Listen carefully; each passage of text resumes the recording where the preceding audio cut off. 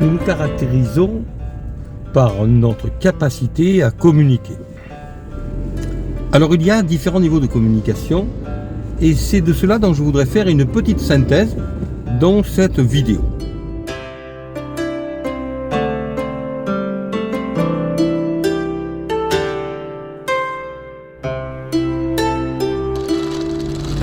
Cela peut paraître banal quand on parle de communication, mais c'est bien souvent ce qui est à l'origine de conflits, de problèmes entre les gens.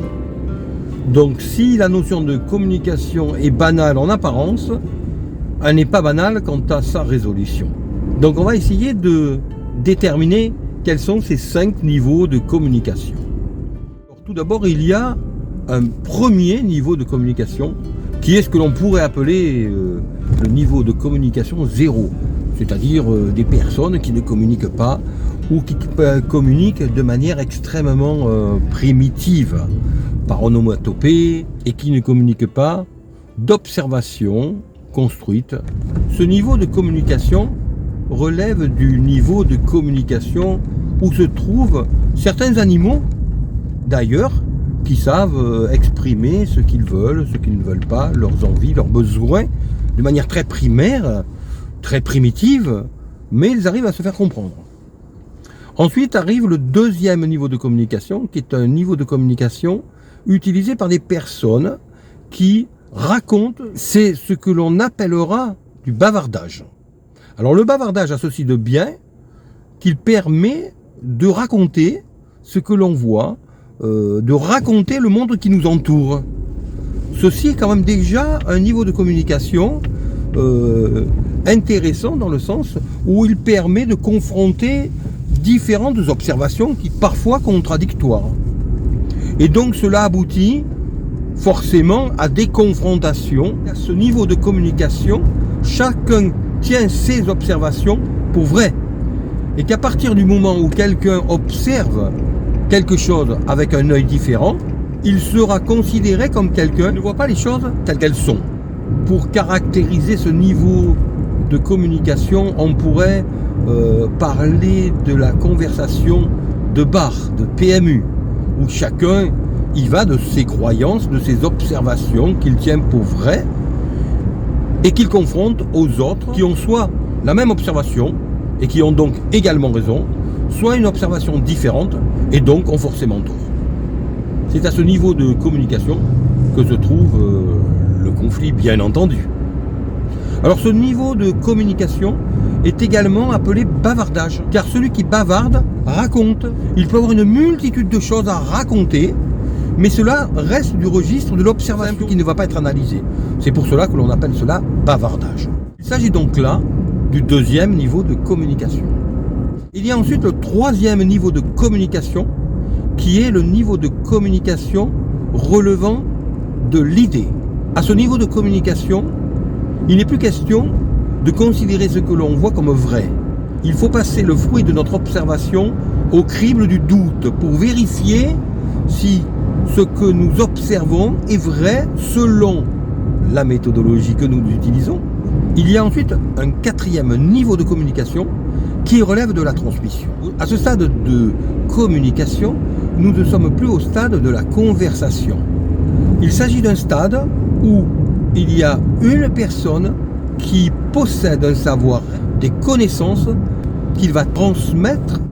Discuter ne convient pas, expliquer ne suffit plus, il faut transmettre quelque chose de manière à ce que bien sûr cela soit compris, mais cela ne suffit pas. Il faut qu'en plus de cela, cela soit intégré. La notion intellectuelle ne suffit pas. J'expliquais la différence qui réside entre la connaissance intellectuelle et la connaissance sensible. Dans l'enseignement, cela s'exprime ni plus ni moins par d'un côté le cours magistral qui est suivi, travaux pratiques, où l'on met en pratique une connaissance intellectuelle acquise lors du cours magistral pour en faire une connaissance sensible, vérifiée sur le terrain par des expériences ou par une mise en situation. Cela relève donc du 4e niveau de communication qui est la transmission. Vient ensuite un dernier niveau de communication que l'on appelle traditionnellement le niveau de communication mystique. Le niveau de communication mystique n'est pas forcément compris ni connu par tout le monde. Il s'agit d'une communication extrasensorielle telle que la télépathie par exemple, ou telle que tous les autres niveaux de communication qui peuvent exister, qui ne passent pas par les sens pour s'exprimer. Je ne vais pas développer ce 5e niveau de communication ici, bien que cela serait très intéressant. Il s'agit ici surtout de mentionner donc les 5 niveaux de communication qui existent pour les êtres humains. Ce qui est important lorsque l'on a développé cette notion, c'est de comprendre à quel point il peut y avoir incompatibilité entre des personnes qui ne fonctionnent pas sur le même mode de communication. Et cela se vérifie bien souvent en famille, lorsque des frères et des sœurs ne fonctionnent pas sur le même niveau, lorsque des conjoints ne fonctionnent pas sur le même niveau, ce qui est très fréquent malheureusement, forcément la relation est vouée à l'échec. Car alors que l'un va raconter ce qu'il a fait, l'autre attendra des questions, des remises en question, que ne percevra pas le premier qui se trouve à ce 2e niveau de communication, où l'on raconte tout simplement ce que l'on a vécu, ce que l'on a vu, ce que l'on a observé. Ça lui suffit largement. Il va trouver qu'il communique très bien, puisqu'il raconte, il partage ce qu'il a vu. Et il ne pourra pas comprendre que raconter ce que l'on a vu ne suffira pas à celui qui a besoin que cela interpelle, et donc que des questions soient posées. Et nous ne nous trouvons qu'à un niveau de communication de différence. Prenons la même chose avec le niveau 1 et le niveau 2. Le niveau des personnes qui ne s'expriment pas ou par onomatopée. Et les personnes qui racontent. Et bien forcément, la personne qui raconte sera extrêmement frustrée que l'autre ne lui raconte pas sa journée, ne lui raconte pas ce qu'il a vu, ne lui raconte pas ce qu'il a entendu. Si nous passons maintenant à 2 niveaux de différence entre des individus, cela devient très compliqué. Car lorsqu'il y a 2 niveaux de communication de différence entre 2 individus, il y a un monde de différence. Prenons un exemple.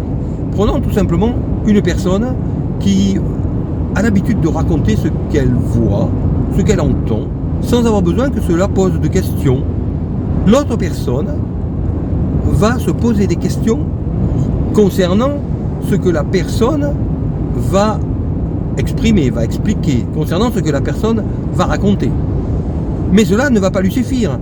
Il va falloir qu'en plus de cela, elle trouve des explications, des mécanismes qui permettront d'expliquer pourquoi ce qui a été observé initialement a posé différents problèmes et a trouvé des mécanismes permettant d'expliquer le fonctionnement, ce qui au bout du compte permettra éventuellement de trouver des solutions, des remèdes, des méthodes pour améliorer les choses. Nous voyons donc que lorsqu'une personne se contentera de raconter et en sera très contente, l'autre sera frustré d'avoir quelqu'un qui sera en permanence en train de raconter, de parler, sans jamais aller plus loin. Je ne parle bien entendu pas d'une personne qui n'aurait pas ce 2e niveau de communication consistant à raconter, mais juste le 1er niveau de communication consistant juste à s'exprimer par onomatopée. Cela se voit par exemple au téléphone. À partir du 2e niveau de communication, lorsque l'on appelle quelqu'un par exemple, on va dire bonjour et on va se présenter. Cela est normal au 2e niveau de communication, pas au 1er. Au 1er niveau de communication, vous avez des personnes qui ne vont pas dire bonjour et pour les imiter sans méchanceté, vont répondre par un oui, c'est moi. Ça peut faire sourire, mais cela existe. C'est ce que l'on appelle ce 1er niveau de communication extrêmement basique. Pour faire une synthèse, la communication se compose donc de 5 niveaux. Niveau 1, communication par onomatopée.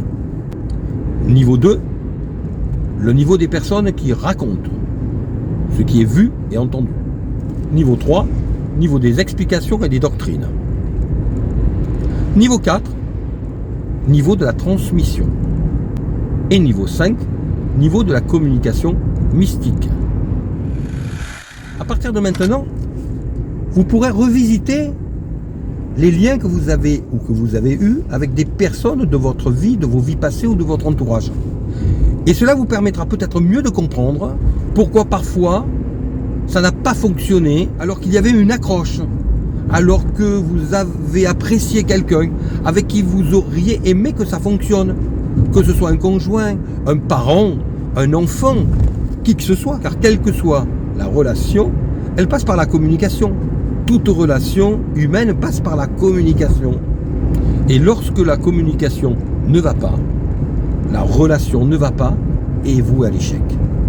La seule possibilité pour arriver à ce qu'une relation fonctionne réellement, c'est d'arriver à adapter son niveau de communication. Lorsque cela est possible d'élever le niveau de communication de quelqu'un, pour que cela ne soit pas frustrant pour celui qui a un niveau de communication au-dessus du niveau de communication de l'autre, ou au niveau le plus bas, lorsque l'on se dit que finalement, avoir de bonnes relations avec quelqu'un ne veut pas dire que l'on doit tout intellectualiser. Dans tous les cas, lorsqu'il y a une différence de niveau de communication entre deux individus, c'est toujours très compliqué.